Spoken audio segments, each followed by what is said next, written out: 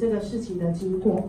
我想谣言应该要止于智者，可是呢，媒体将这个意外的事故、意外的经过，变成一个不当的谣传，而这样的新闻的谣传的连结，已经在我说明事实经过的前提之下，仍然对外报道这个事件是暴力的事件，并具体指出我与人互殴，或是拿笔戳人等情节。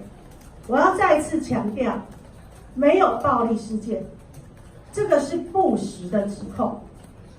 我相信媒体朋友都会秉持着媒体自律的原则来报道新闻，但是谣传就是谣传，茶余饭后的聊天，那个常常都是这种坊间的一些的谣言。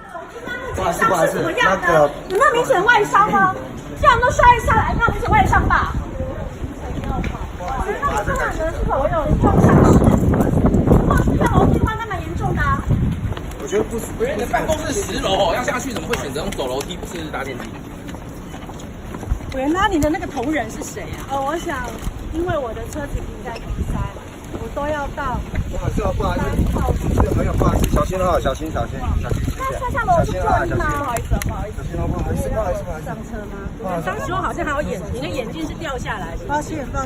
谢谢，不好意思啊。摔下来的话，我们辛苦了，记者媒体朋友辛苦了。对。但是呢，我这里再次强调，针对报道里面有不实的内容，跟对于原住民族跟暴力有连结这样的一个污名，我决议提告。被撕破衣服的是谁？不好意思，因为委员崔世章先生好像有在